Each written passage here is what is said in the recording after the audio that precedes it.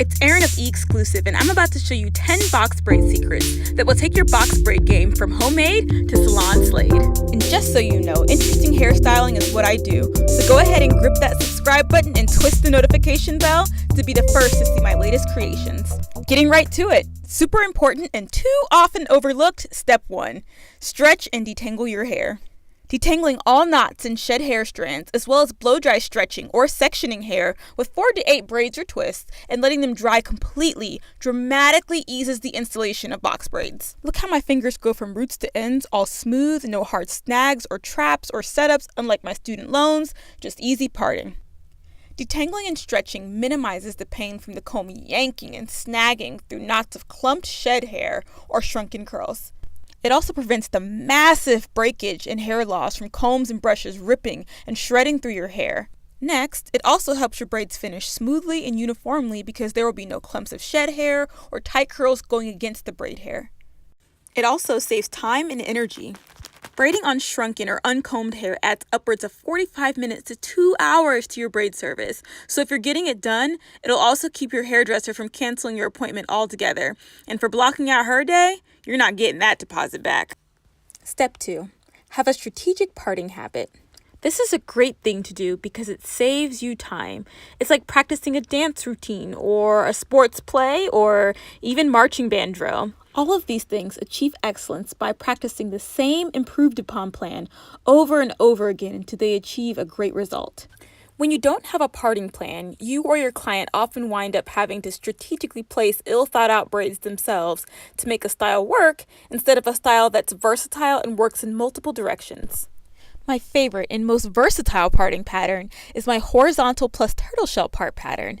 It gives a classic box braid look that can be worn up or down with 2 side partings and still looks full and glamorous, all while being lighter weight than your average box braids. Speaking of full and glamorous, the next step in slaying your box braids this winter is step 3, bricklay your partings. Bricklaying is a system of parting that allows you to create a fuller braid look with less effort. Bricklaying is done by taking the next horizontal section and parting a perpendicular bisector above each of any 2 adjacent box subsections, making the new box subsection above them. With this new box section, the braid you form with it will supplement the negative or empty space created by its sublevel counterparts, effectively occupying more surface area and creating the illusion of fullness without quantitatively being fuller.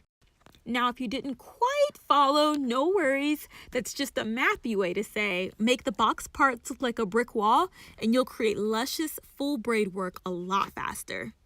But real talk, math, and more specifically geometry, is like braiding's auntie with no kids and a great job with a beach house in Jamaica and like 4 young boyfriends. So in many ways, the better you get at linear math, the more creative you can get with braiding and braid designs. So you may want to brush up on those old theorems and postulates. Step 4. Use feathered hair and make sure it's KANEKALON or UNOLON, and make sure you're able to set it in hot water. There's a huge craze in hair right now, and it's with pre-feathered, pre-stretched, and pre-layered hair. The first reason is an old one, and that is that feathered braiding hair makes lighter weight braids regardless of length, prevents braid unraveling without burning or cauterizing, and they are so much easier to style into buns and ponytails because they aren't so thick and heavy. The other reason for the explosion in popularity is in the past, we braiders would have to cut and feather all of the hair, which would add as long as 2 hours to an already long braid service. With the advent of pre-feathered hair, we now have regained time, which adds stamina for you, the hair designer, which grants higher quality to every braid style. It also, as you'll see in step 6, allows you to tie off the ends with a slip knot seal. Another thing about this hair that is crucial in step 9 is that feathered hair is usually KANEKALON, UNOLON, or hot water setting. This is important because the only non-human hair that you can hot water dip is KANEKALON hair or UNOLON hair. If the package of the hair that you are using does not say either KANEKALON or UNOLON, then look for the hot water seal or logo on the package. Another side note to the benefits of KANEKALON and UNOLON, along with the fact that they set in hot water, is that they have more of a matte textured finish that helps it blend with naturally growing hair, and, to the point of this step, it is the only hair that comes pre-feathered, so get this kind of hair. Step 5. For best results, split the square or subsection into more than one section when gripping and attaching. Now the rubber band method is okay, but it won't give you as many weeks of wear for all of your hard braid work. I mean, imagine for you to do all that hard work just for it to slide or slip. Then there's the fold-over method that admittedly is a very simple and easy DIY, but it slides right out and sometimes even while you're braiding. I know it's easier to conceptualize treating the added hair as two legs and using the natural hair as one leg, or using the rubber band method, but sis, this is a recipe for your colleague or classmate calling you back in the office or hall and handing you your magnificent fallen soldier after wearing it as a necklace over lunch break. Tom Basson, is this yours? You've got to learn to grip that bad boy using more than just one piece of hair. This grip technique takes practice to be sure, but it's worth it to not have any embarrassing braid casualties in public areas.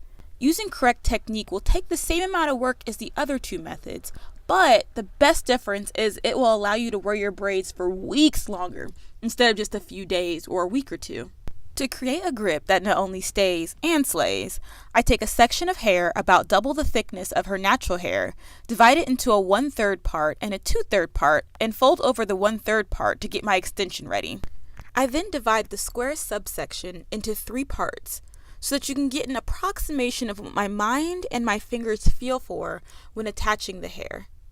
Watching this step by step, you can see how gripping looks versus the other two methods. If you want a more detailed tutorial, I will be sure to post a color-coded version for easier following coming soon, so be sure to subscribe and ring the notification bell if you want to learn once and for all how to grip an individual box braid. Step 6. Use a slip knot to prevent unraveling. Putting a slip knot at the end of your braids is better than burning or rubber banding the ends, because then it doesn't catch on your clothes or run the risk of unraveling if the rubber band comes off. This is another key reason why it is super important to really consider step 4 and use pre-stretched hair.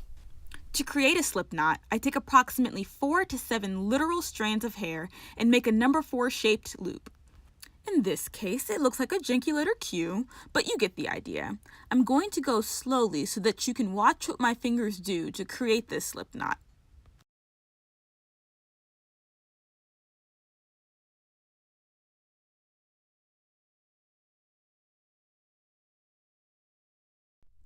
You want to tie this knot 2 to 4 times and then slide down the end of the strand with your thumb and index finger to give it a much better hold. This is how you keep the ends of your braids from unraveling until you dip them in hot water as demonstrated in step 9. Step 7. Use a ribboning technique to remove lumps and bumps from braids when transferring strands or adjusting strand size. So what I mean by this is, when you're braiding, sometimes you have to borrow or transfer strands of hair from other active strands to make sure you have 3 braiding legs and they are all the same thickness. Notice here how I'm borrowing strands of hair from the thicker strands of hair and giving them to the thinner strands of hair to make sure that they all come out as the same thickness. I do that for any strands that need it for this portion of the braid, and then I braid, and then you'll see eventually that each one of the strands will be the same size as I braid. So now I have 3 equal size strands. Now I'm going to go down the strand. Consequently, when doing that sometimes, you get these lumps in the finished result as you look down the braid, and that kind of messes up the nice, neat aesthetic of the braid. To correct this, you'll use a technique called ribboning, where you'll take your fingernail, squeeze it in between the knuckle of your index finger, and pull down the braid to correct the lumps in the braid. It should literally feel like you're scraping out the knot. Check out that difference in alignment. Here you can see the difference in the braid before it's been ribboned and after it's been ribboned. Pretty handy. Step 8. Feed in smaller strands of hair to extend the box braid length. Okay, so there's one downside to using the pre-stretched hair, and that is that it doesn't give you a ton of variation in lengths yet. This is fine when you're on the neck section of the head, but as you get to the top, those strands go higher up the head, keeping them from meeting the length of the strands in the neck section. Which is good if you want your braids to be layered, but it's not so good, however, if you want your braids to be the same length from top to bottom. So until they make longer feathered hair, the solution is to feed in small strands of hair to extend the box braid length so that all of your braids will be the same length. In this look, I added in 2 strands that are each approximately 1/5 or smaller of the thickness of the extension hair that I added for that braid. This is a great technique because you can feed in as many strands as you like along the course of the braid. The only stipulation is that the ends of the braid or the length of the braid aren't thicker than the base of the braid or the start of the braid. So as long as you get thinner as you go down, you're totally fine when using this technique. Now, something that commonly happens when using this technique is there's lumps and bumps in the braid, but no worries. You can just use Step 7's ribboning technique to get rid of any lumps and bumps from the added in hair. Step 9. Dip knotted ends of braids in boiling hot water. Dipping the feathered end of your braids in boiling hot water creates a nice, smooth, sealed effect that gives the braids a natural bohemian look, as if it's your natural hair braided long instead of the artificial look that long burnt ends tend to give. This gives your ends a silky feel and tons of movement. It also gives your hair lots of shine and makes your ends virtually tangle and snag free. So when deciding which hot water method to use, be sure to note that not all hot water methods are created equal. Microwave water isn't quite hot enough, and stovetop water isn't safe enough. So an optimal option is to get an electric kettle. Not only is it faster, but it's safer and tall enough to dip more of the hair. Notice the dry look of the ends before hot water setting, and then the smooth suppleness of the ends after the hot water set. Also, be super cautious when hot water setting and be sure to drape your client's shoulders with a thick towel and protect your hands with another towel. I use a smaller towel as a safety mitt to absorb the extra dripping water that drips off of the ends. Now, don't be like me and touch the ends immediately after dipping the hot water. I'm a stylist and I get my hands burnt on a regular basis, but you be safe and wait till that hair cools off. Be a safe cookie. So here I am now about to show you how I dipped the first half of the hair, and I'm separating out the dipped strands from the undipped strands. So you can kind of see the difference in movement from both sides, how one side is really moving like a mermaid and the other side is stiff, but it's ready to be softened. My dipping technique involves dipping the very ends first, dipping them back and forth, and then doing like a swimming back and forth motion. And what that does is it gathers the ends so that they're smooth and they resist the waviness and the clumping that sometimes happens when you dipped the feathered ends. After that, I dip it as far up the strand as I go. I usually dip halfway up the strand and not just the ends because I want the softness to permeate the hair as far up as I can. I said the hair. I do a little bit of a lift pat to release lots of extra steam and heat to keep me and my client safe. And notice how I try to keep the hair away from touching the towel that's around my client.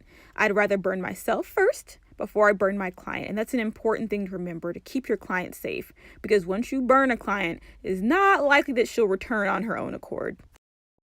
Now take a look at how well the hair moves and swings on its own, and it stays like that even once it's dry. Very soft, very neat, very moving, very gorgeous. You want to squeeze out any extra water again to keep your client nice and dry. But yeah, guys, that is the crux of how you achieve your slayed box braids this winter. Now we're going to add one more bonus step, and that's step 10. Decorate your braids. They're so pretty. Decorating your braids is one of the ultimate ways to take your box braids to the next level.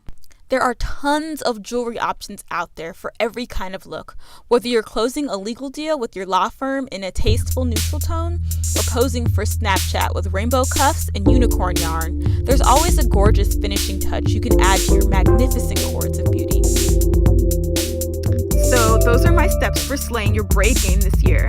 If you found this information helpful, be sure to twist the like button and share these ideas with your fellow hair enthusiasts and hair lovers. Until next time, be exclusive.